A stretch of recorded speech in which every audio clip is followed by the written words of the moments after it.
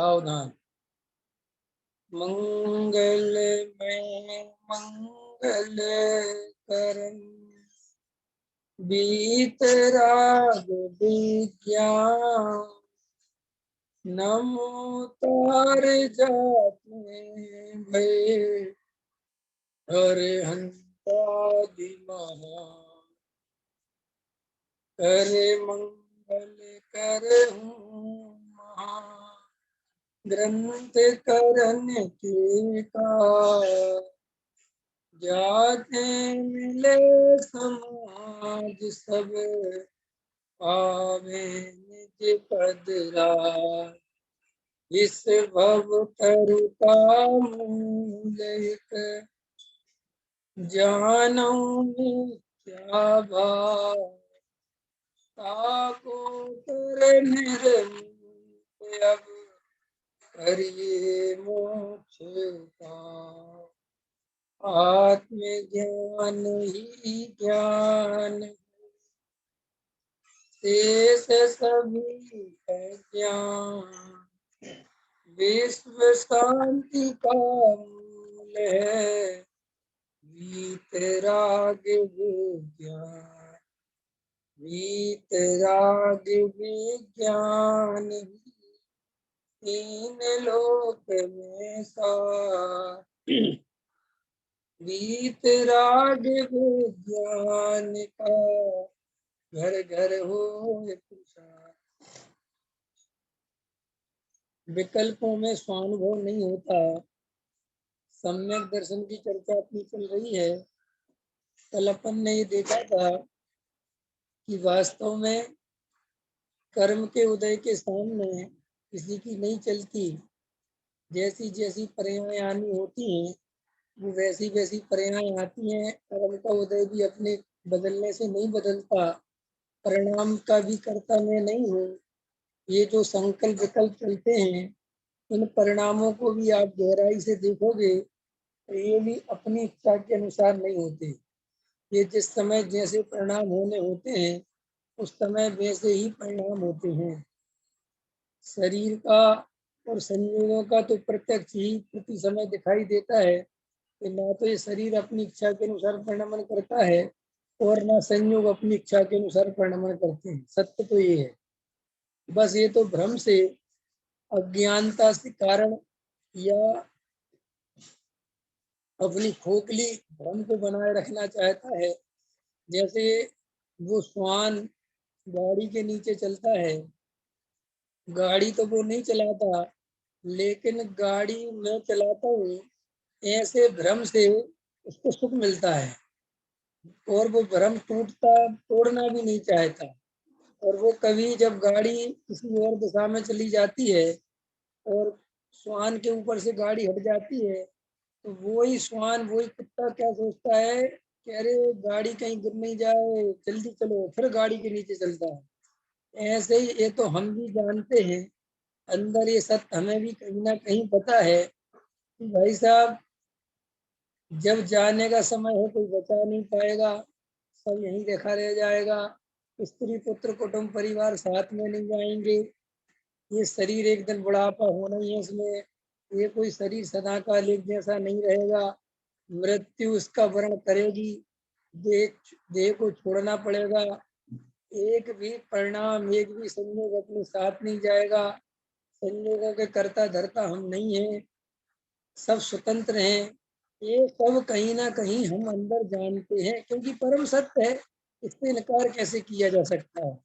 किसी से ही पूछो, बड़े से बड़े डॉक्टर से बड़े वैज्ञानिक से बड़े राजनीतिक से, वो भी ये कहता है कि बात है तो भैया यही परम सत्य है। लेकिन वो जो लेकिन लगाता है उस लेकिन से अपना भ्रम पुष्ट करता रहता है। लेकिन हमारे हाथ में कुछ तो है, थोड़ा बहुत तो हम कुछ कर ही लेंगे, पैसा होगा तो सुखी तो हो ही जाएंगे। भले ही लंबे समय के लिए नहीं होंगे लेकिन कुछ समय के लिए तो देखो भैया।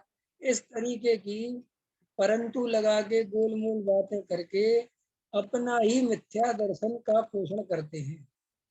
इसीलिए कल ये चर्चा आई थी कि पर पदार्थों के परिणमन को और स्वयं के परिणमन को सहज स्वीकार करो।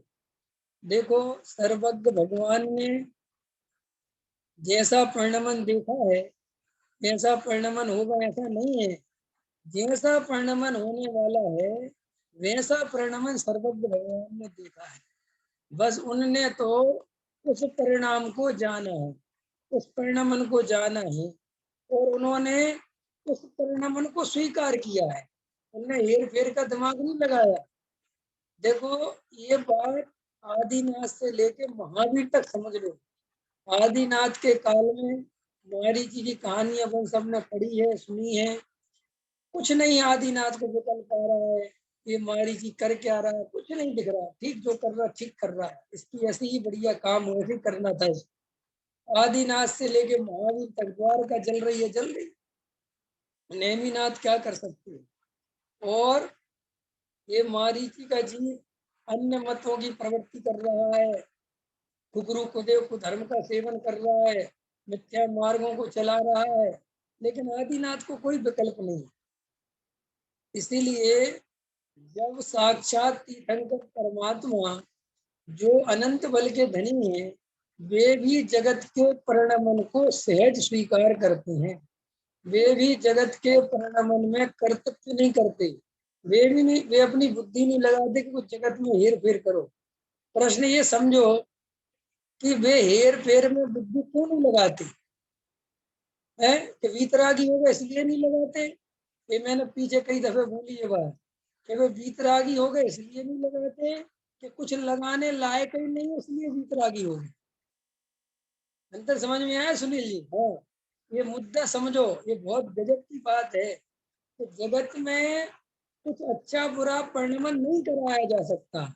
जगत का जो परिणमन है प्रत्येक द्रव्य का वो स्वतंत्र है।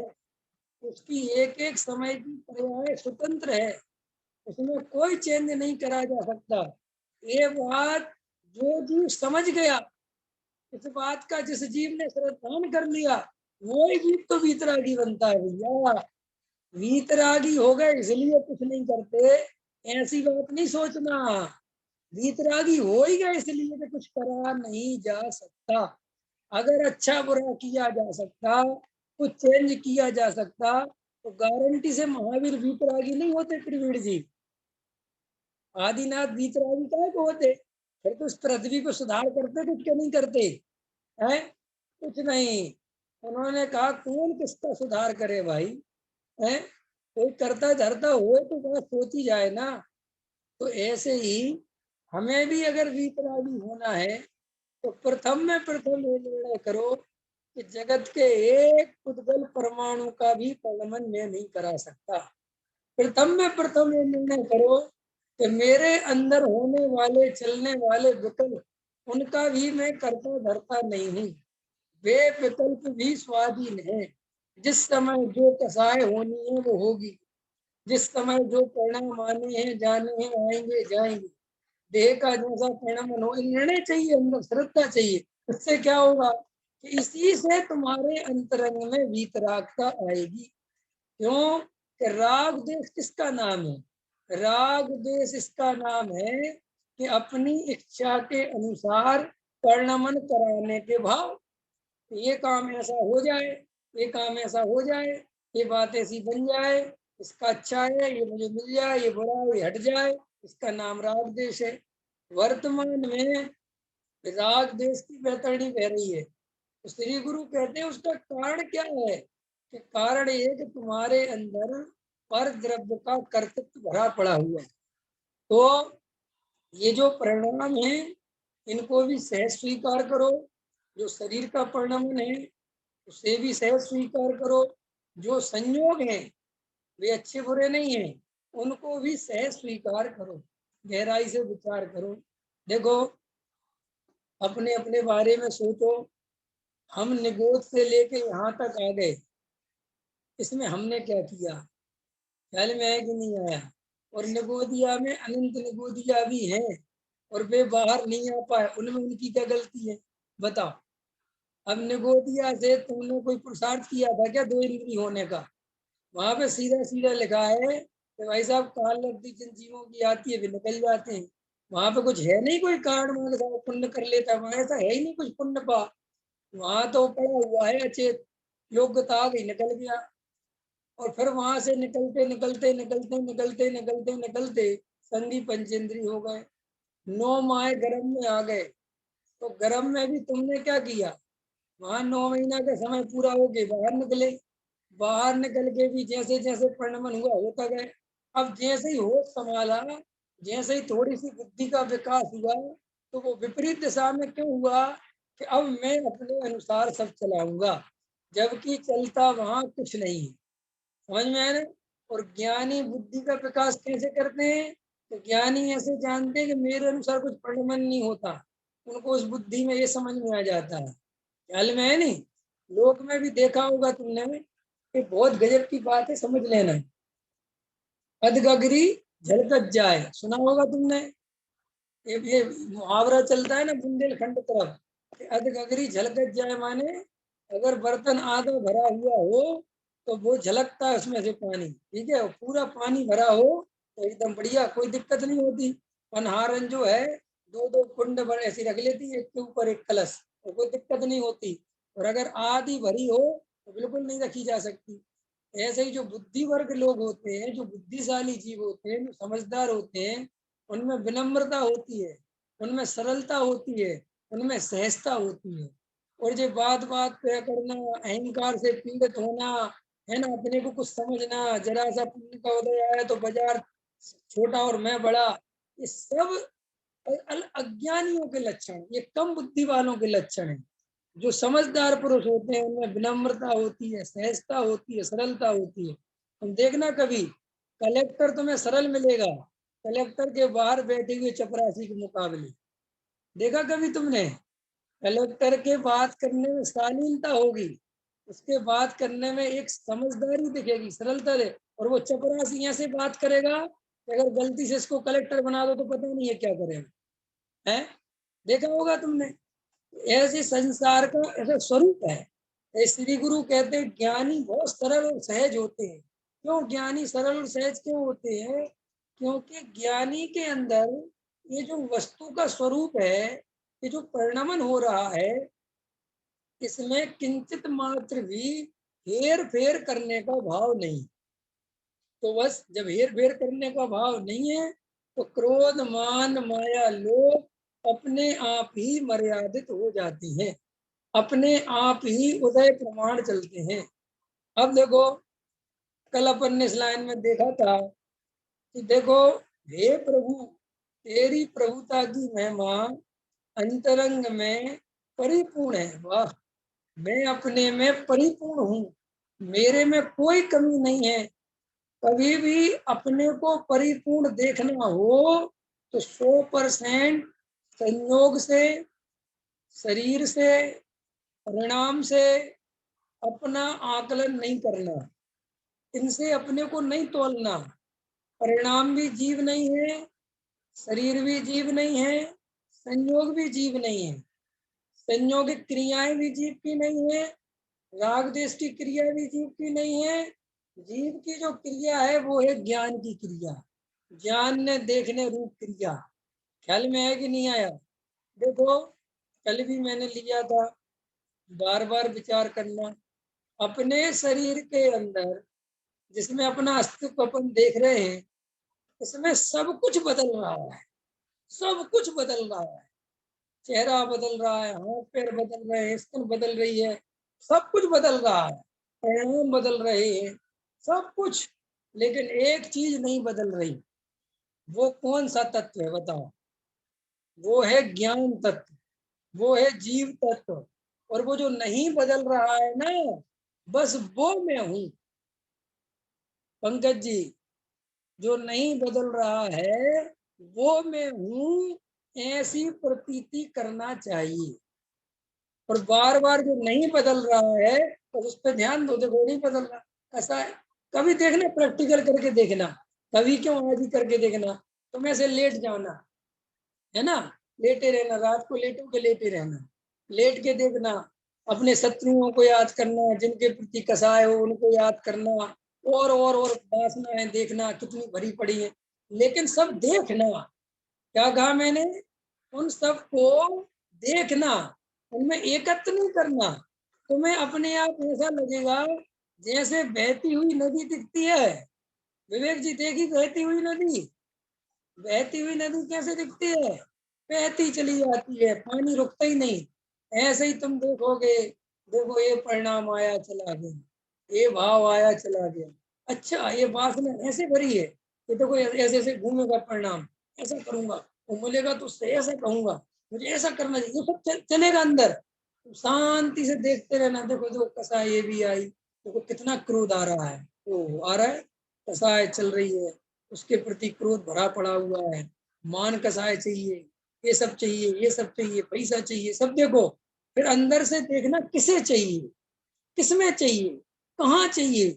इन सब को जानने वाला कोई मौजूद था जिसने ये सब देखा। ये क्रोध आया, ये मान आया, ये लोभ आया, ये मायाचारी, ये वासनाएं, इन सब का कोई अंदर साक्षी भाव, माने कोई विटनेस, समझे, कोई गवाही देने वाला वहां खड़ा हुआ था कि साहब जे परिणाम आए और आके चले गए। और देखो वो गवाही कितनी खतरनाक है प्रवीण जी, कि वो, क्यों प्रवीण जी, कल जो तुमने परिणाम करे थे वे परिणाम आज देख सकते हो कि नहीं? नहीं देख सकते?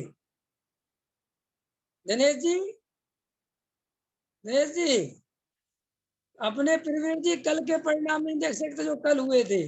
और मैं वे परिणाम देख सकता हूँ जब मैं बचपन में गांव में गिल्ली डंडा खेल रहा था और उस समय मेरे क्या भाव चल रहे थे, मैं उन भावों को देख सकता हूँ, और जेकर हम कल के परिणाम नहीं देख सकते बस हैं।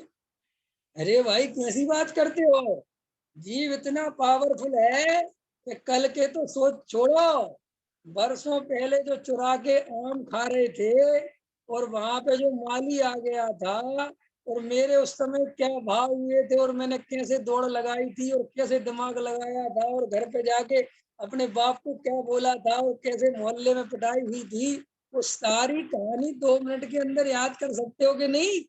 और 2 मिनट तो मैंने बहुत बहुत ज्यादा बोल दिया। चंद सेकंड में गति करता है ज्ञान। ज्ञान की गति के आगे सारी दुनिया की गति फैल है। ज्ञान इतनी गति से दौड़ता है आगे जब की बात है। अरविंद जी समझ में आ रहा है कि नहीं आ रहा? कल के परिणाम, परसों के परिणाम, उसके पीछे के परिणाम, हम चाहे तो बिल्कुल फिल्म की तरह देख सकते हैं। तो वो जो फिल्म की तरह देख सकता है ना, वो मैं हूं, वो फिल्म में नहीं हूं। क्या कहा मैंने? आप पर्दे पे फिल्म देखने गए, जल्दी बोलो, फिल्म काहे पे आई? पर्दे पे। फिल्म को देखा किसने? तुमने। फिल्म अपनी जगह थी, तुम अपनी जगह थे, फिल्म पूरी देखी तुमने। तुम फिल्म तो नहीं हो गए, तुम तो फिल्म से भिन्न रहे ना जब तो फिल्म देखी। अगर फिल्म में तुम्हें घुस जाते तो कैसे देखते? बोलो, एक आध मुक्का तुम्हें मार देते हैं विलन को, तो तुम क्या रहते वहां? नहीं यार, मैं कैसे रहता? ऐसे ही श्री गुरु कहते हैं, राग देश की कितनी फिल्में निकल जाती हैं, जीव ज्ञाता का ज्ञाता ही रहता है। बस जीव का अपराध क्या है, तो जीव ज्ञाता स्वभाव को भूल जाता है, तन्मय हो जाता है उस फिल्म में। वहां ज्ञाता स्वभाव फिल्म में कभी मिलता नहीं है। अगर मिल गया होता तो वो तो फिल्म के साथ चला जाता, गायब ही हो जाता। लेकिन ज्ञाता स्वभाव मौजूद रहता है। और फिल्म इतनी फास्ट आती है कि जीव को मौका नहीं मिलता अपने को देखने का। ख्याल में आया कि नहीं आया? ऐसा नहीं होता कि थोड़ी देर के लिए पर्दा खाली हो जाए। विवेक जी, उदाहरण को थोड़ा सा बढ़ा लेते हैं। जो तुम पर्दा देखा तुमने फिल्म में जाके, टाकीज पे जाके, थिएटर में जाके, वहां पे पर्दा कब देखने मिला? जब फिल्म चल रही थी तब, कि फिल्म जब नहीं चल रही थी तब? जब फिल्म नहीं चल रही थी, जब वहां पर शो स्टार्ट होने वाला था और तुम 5 मिनट पहले पहुंच गए, तब तुम्हें वो खाली पर्दा देखने मिला कि ये पर्दा खाली है, इसमें कुछ नहीं है। और लेकिन जैसे ही फिल्म चालू हुई और फिर धड़ाधड़ धड़ाधड़ धड़ाधड़, एक के बाद एक सीन, एक के बाद एक के बाद, तो फिर इतने तन्मय हो गए कि ये भूल ही जाते कि पर्दा खाली है, कुछ नहीं है। समझ में आ रहा कि नहीं आ रहा? पकड़ में आ रहा पंकज जी है? लेकिन वहां पे फिल्म का इंटरवल होता है तो पर्दा देखने मिल जाता है, फिर फिल्म पूरी खत्म हो जाती है तो पर्दा देखने मिल जाता है। तो वहां तो जीव समझ जाता है कि भाई ये पर्दा खाली है। लेकिन ये जो ज्ञान रूपी पर्दा है, इस पे फिल्म बंद नहीं होती। ये कमाल है। ख्याल में आया कि नहीं आया? यहाँ की प्रॉब्लम ये है कि यहाँ पे 1 मिनट के लिए भी ना इंटरवल होता है, ना 2 मिनट के लिए कोई फिल्म रुकती है। बिल्कुल लगातार एक के बाद एक के बाद एक के बाद एक के बाद गे गे गे गे गे गे गे गे। अब श्री गुरु कहते हैं भाई तुम अगर बाहर की फिल्म की तरह सोच रहे हो कि थोड़ी देर के लिए ये गे रुक जाए और मैं शांति से ज्ञान को देख लूं, तो ऐसा पॉसिबल नहीं है। तो महाराज क्या करें कि इन गेयों में ही गायक को देख सको तो देखो। कि साहब इन गेयों में गायक को कैसे देखूं? कि साहब इन गेयों में गायक को देख सकते हो। कि कैसे देख सकते हैं? कि तुम गे को गौण कर दो। इसको गौण कर दो, जो जो पर्दे पे झलक रहे हैं उसको गौण कर दो और शांति से ध्यान लगाओ कि जो झलका रहा है वो मैं हूँ। ख्याल में आया कि नहीं आया? तो साहब जो झलका रहा है वो मैं हूँ, वहां कुछ नहीं दिख रहा। कि सुनो वहां दिखता भी कुछ नहीं है, बस वहां पे पर्दा दिखने का मतलब है निर्विकल्प दशा। पर्दा दिखने का मतलब क्या है? निर्विकल्प दशा, आनंद आ जाना, रोमांच आ जाना, चिंताएं चली जाना, वासनाएं उड़ जाना, बस ये पर्दा का दिखना है। तुम पर्दे का दिखना वैसा मत समझना जैसा वो पर्दा समझ लिया। वैसा पर्दा तो केवल ज्ञान में दिख सकता है। अभी तो सिर्फ और सिर्फ निर्विकल्प आत्मा का आनंद आ सकता है, बस इतना हो सकता है। एक और उपाय बताया आचार्यों ने कि कई लोग ऐसे होते हैं कि हम क्या करें, हमें तो नहीं दिख रहा कुछ भी। तुमने कहा सुनो एक और एक गजब का तरीका है। क्या तरीका है? तो सुनो, वो जो ज्ञान है ना, और जो गे दिख रहे हैं वो बराबर एक गे एक गे एक गे एक गे, तो वो कहते हैं कि तुम उन्हें गे मत मानो, उन्हें ज्ञान का ही परिणमन समझो। दूसरा तरीका क्या है? कि उन्हें ज्ञान का ही परिणमन समझो। ये मत मानो कि ये रमेश है, सुरेश है, दुकान है, दुकान है, कुछ नहीं है वहां। वहां तो ज्ञान ही परिणमन कर रहा है। ये झलकन भी गायक है। ये झलकन माने ये गे भी गे नहीं है, ये मेरे ज्ञान का ही परिणमन है। तो तुम ज्ञान के परिणमन को ही गायक का परिणमन समझो, और ये समझो कि बस यही गायक है। समझ गया ना? है बाबूजी की लाइन है ना, झलकता उसमें आत्म राम, ज्ञान की प्रतिपल उठे तरंग, झांकता उसमें आत्म राम। कि वर्तमान में मुझे आत्मा देखना नहीं है, मुझे वर्तमान में आत्मा अनुभव करना है। देखने का मतलब दर्शन होता है, देखने का मतलब प्रदेश दर्शन। हमें आत्मा को देखना नहीं है, हमें आत्मा का अनुभव करना है। कि आत्मा को स्वाद जैसा लेना है। हवा दिखती है, हवा दिखती है क्या?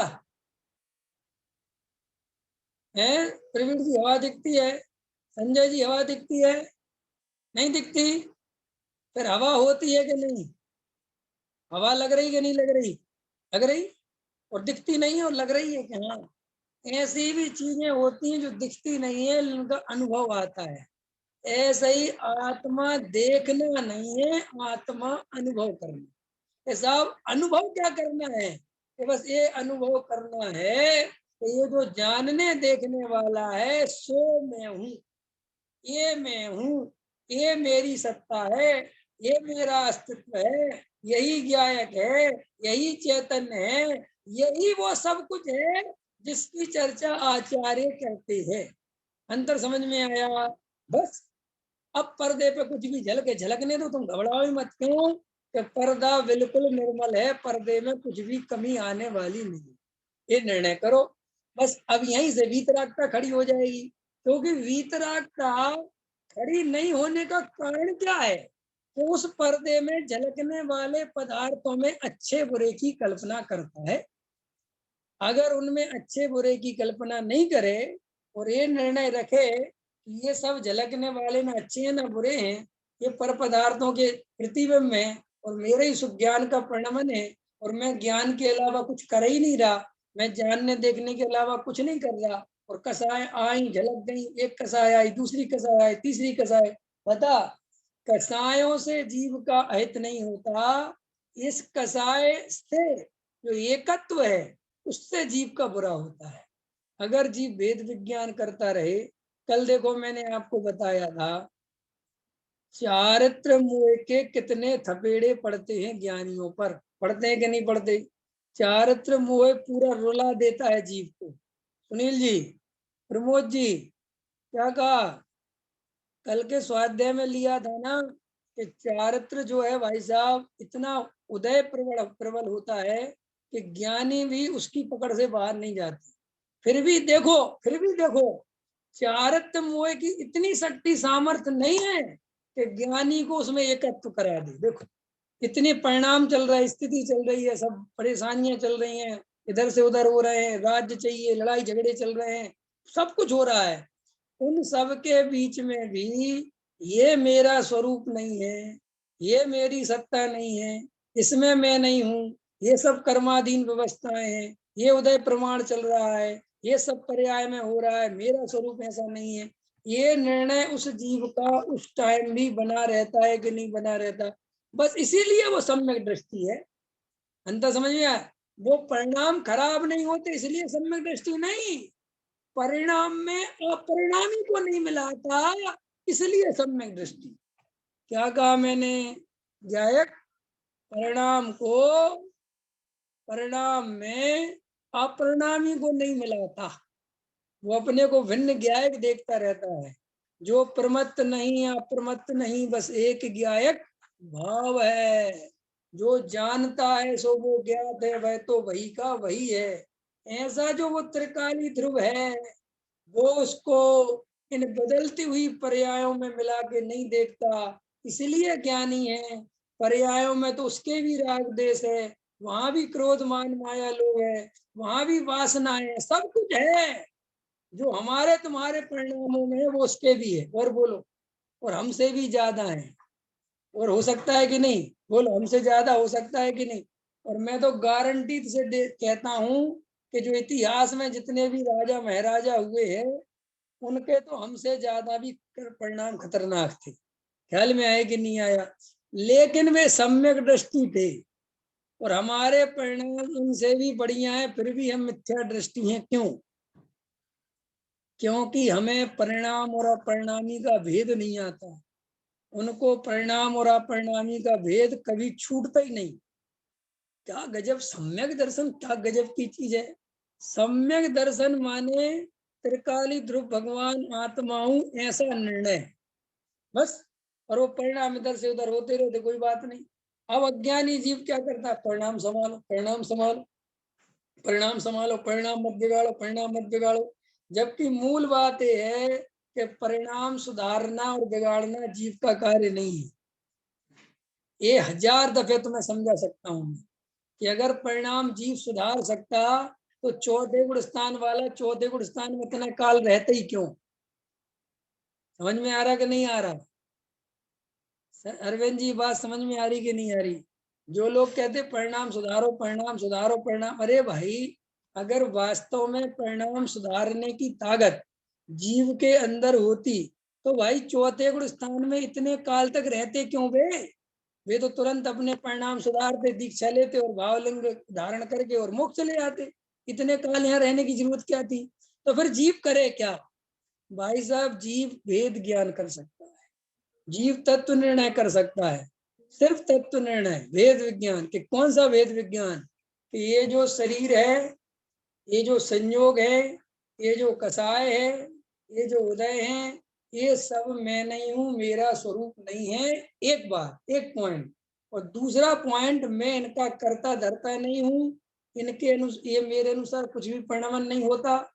जो परिणमन हो रहा है वो मुझे सहज स्वीकार है।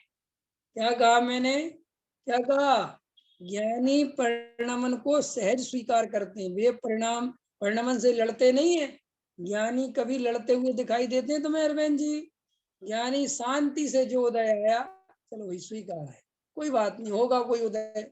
देखो सीता जी के साथ क्या क्या घटनाएं घटी हैं, घटी क्या नहीं घटी?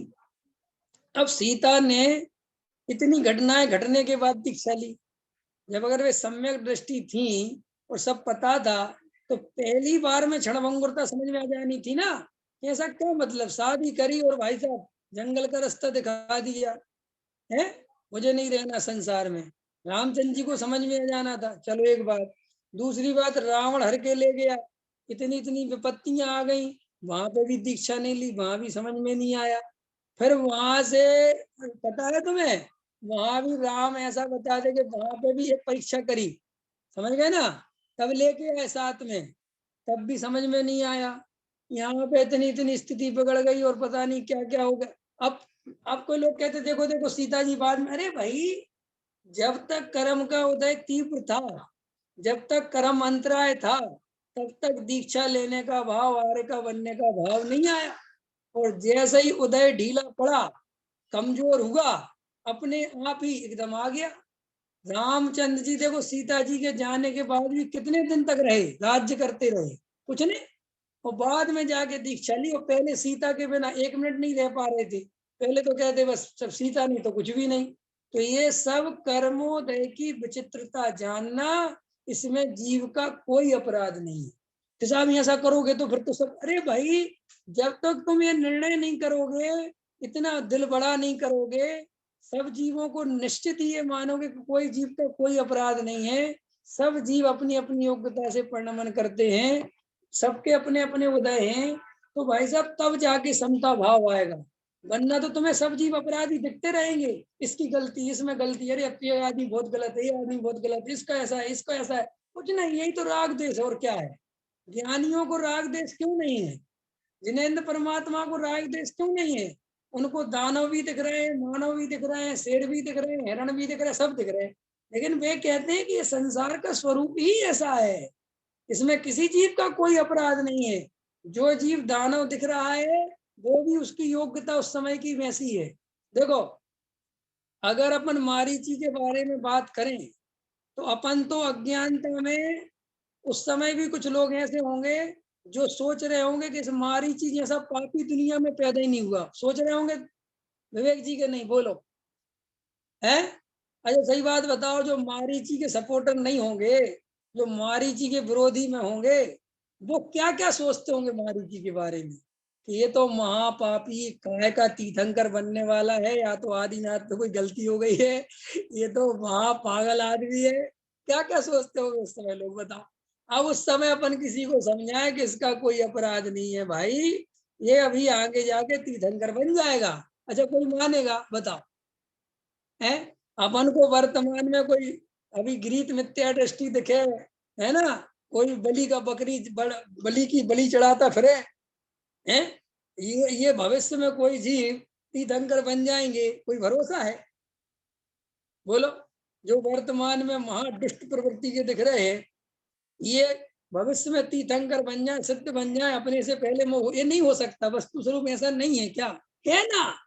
तो ये फिर इसका क्या करें, किसका करो मत, आनंद लो, झूमो कि वाह, किससे राग द्वेष करें, किससे राग द्वेष करें, है, किसके बारे में सोचें, कहाँ तक सोचें, जब वही वस्तु का स्वरूप ही ऐसा है, तो कोई जीव का कोई अपराध नहीं है, सब अपने अपनी योग्यता से परिणमन चल रहा है। जिसकी काल अवधि आ जाती है, जिसकी होनहार भली होती है, उसको सब काम आ जाता है, समझ नहीं आती तो नहीं आती है। अब अपन अंतरंग से वीतरागी होना चाहते हैं, और कैसे वीतरागी होना चाहते हैं कि पहले सारा जगत सुधर जाए तो हम वीतरागी हो जाएंगे। वाह रे वाह, इतना बढ़िया वीतरागी होना है। सारे जगत को सुधार के वीतरागी बनने वाले कभी वीतरागी नहीं बनते, संसारी बनते हैं। फिर कौन बनते हैं वीतरागी? कि सारे जगत को सुधरा ही हुआ देखते हैं, व्यवस्थित ही देखते हैं। उनको शेर बकरी को खा रहा है, शेर खा रहा है हिरण को, उनको कुछ नहीं दिखता कि अन्याय हो रहा है, गलत हो रहा है, वो कहते सब ठीक हो रहा, सब अपने अपने उदय के अनुसार हो रहा। गजब गजब की बात है कि नहीं है? बोलो। डॉक्टर साहब कितना लेते हैं कि बकरी हिरण को शेर खा रहा है, जंगल में मुनिराज बैठे हुए हैं, उनके सामने खा रहा है, क्या करेंगे मुनिराज? मुनिराज करुणा करेंगे, उठ के जो हिरण को बजाएंगे, शेर के पीछे पड़ेंगे कि भाग, क्यों मारता है, हैं? कुछ नहीं करेंगे। तो ऐसे गलत काम होते हुए, अपने सामने जीव हिंसा देखते हुए मुनिराज को पाप लगना चाहिए कि नहीं लगना चाहिए? क्यों नहीं लगता पाप? उनके चित्त में करुणा नहीं है कि अपन बहुत जल्दी बोल देते हैं, अरे साहब आपको नहीं पता वे वीतरागी हैं। तो भाई तुझे भी तो वीतरागी होना है कि नहीं होना है, हैं? कल मैं डॉक्टर साहब का प्रवचन सुन रहा था, तो डॉक्टर साहब उसमें एक उदाहरण दे रहे थे, बिहारी सत्सई के दोहे, जो नाविक के तीर, देखन में छोटे लगे, घाव करें गंभीर। एक बिहारी नाम का कवि हुआ है, तो उसके दोहे बहुत मशहूर हैं। तो डॉक्टर साहब कहते हैं, उसने एक दोहा लिखा कि हे कृष्ण भगवान, अगर तुम्हें किसी के हृदय में विराजना हो, क्या कहते हैं, हे कृष्ण भगवान, अगर तुम्हें किसी के हृदय में विराजमान होना हो, तो तुम मेरे हृदय में विराजमान होना। तो कृष्ण भगवान कहते, क्यों, तेरे में क्यों होना? कि मेरे जैसा कुटिल आदमी कहीं से भी आपको पूरे संसार में खोजने पर नहीं मिलेगा। मैं भयंकर मायाचारी आदमी हूँ, मेरे मन में कुछ, वचन में कुछ और काया से कुछ, ठीक है? तो मेरा जो अंदरूनी हिस्सा है वो टेढ़ा है, 3 जगह से टेढ़ा है। मन वचन काया मेरे सीधे नहीं है। और तुम्हारे और मेरे में एक समानता है कि तुम जो ये बांसुरी बजाते हो, तो तुम्हारे शरीर में भी 3 टेढ़े पड़ती हैं। अंतर समझ में आया कि नहीं आया? एक पैर वो ऐसा रखते हैं ना, तो तिरछा होके बजाते हैं, तो 3 टेढ़ा पड़ गई।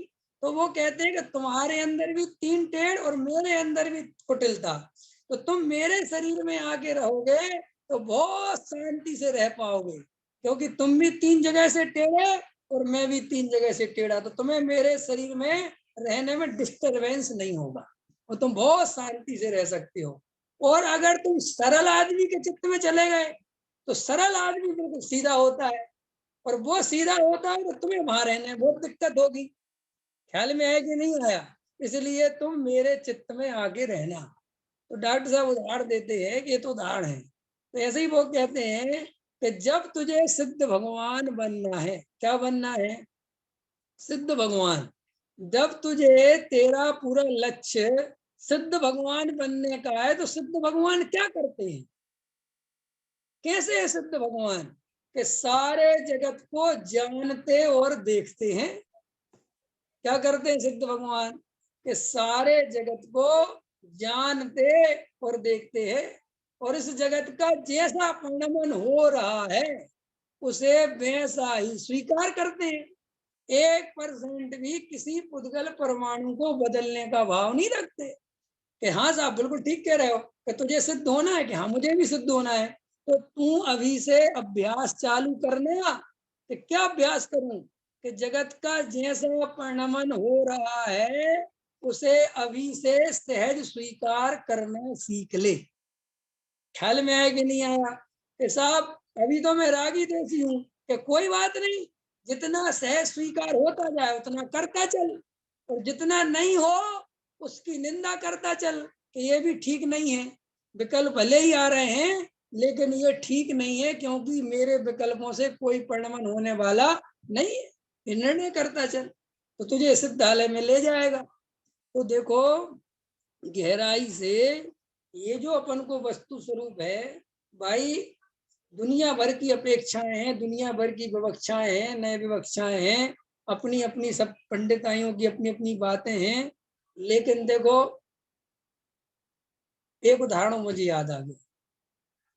कल एक मैं लेख पढ़ रहा था, और वो लेख उसने जिसने भी लिखा हो तो नाम वाम में भूल गया, कोई जैन नहीं था, जैन था। उसमें उसने 25-50 पॉइंट बना रखे थे, 30 पॉइंट बना रखे थे, इस बात के बना रखे थे कि ये जो धर्म वरम है ये सब काल्पनिक है और इसमें कोई सच्चाई नहीं है। ख्याल में आया?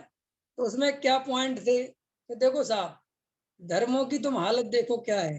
कि सबसे पहली बात तो अभी तक कोई वैज्ञानिक कोई तथ्य ऐसा नहीं मिला कि जीता जागता कोई भगवान, प्रमाणिक भगवान कोई मिला हो।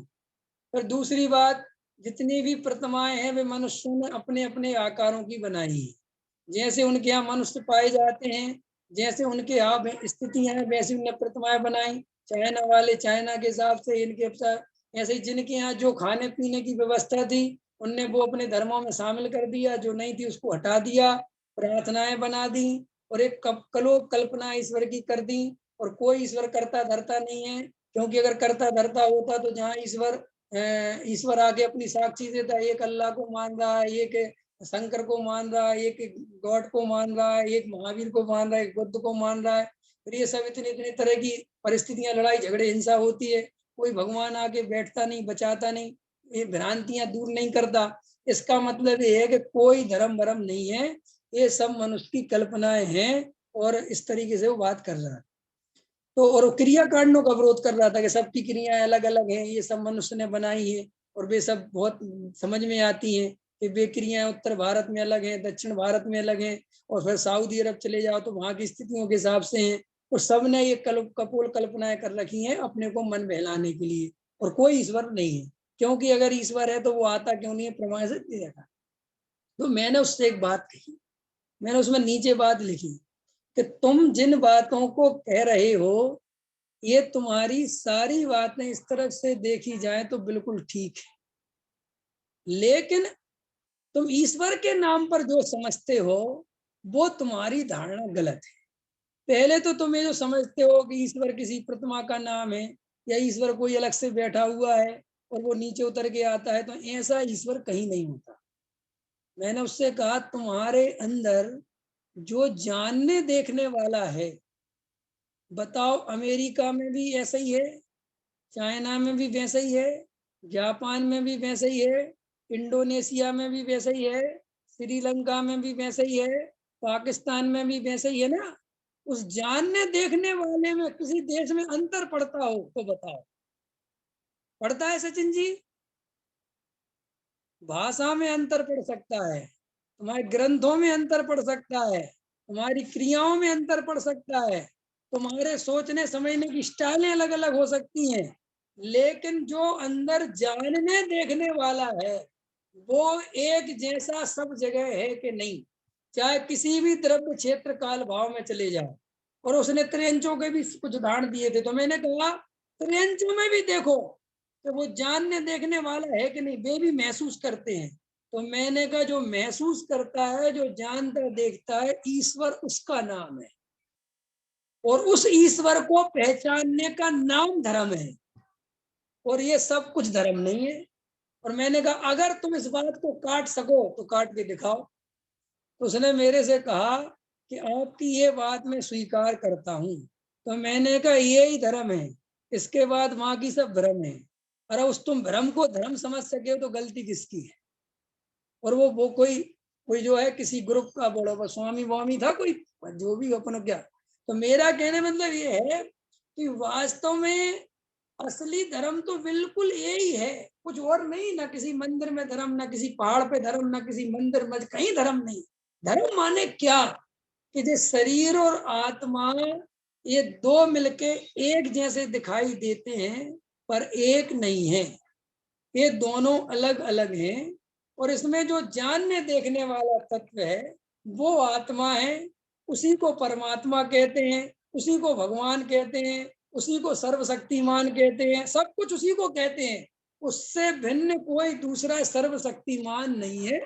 बस उसको पहचान जाए वो धर्म है, और उसको नहीं पहचाने वो सब अधर्म है। इसके अलावा कुछ नहीं है, बस ये इतना गणित है। तो इस तरीके से हम सभी भाई अपनी आत्मा को, जो जानने देखने वाला अंदर तत्व है, जिसे शुद्धात्मा कहते हैं, जिसे भगवान आत्मा कहते हैं, जिसे कारण परमात्मा कहते हैं, जिसे द्रव्य दृष्टि वाला स्वरूप कहते हैं, वह सब एक जानने देखने वाला ही है। ये सब उसी के नाम है, और उस जानने देखने वाले को जानना ही पुरुषार्थ है। और वो पुरुषार्थ हम सब करें, इसी मंगल भावना के साथ अभी की बात पूरी करता हूँ। सहजानंदी सो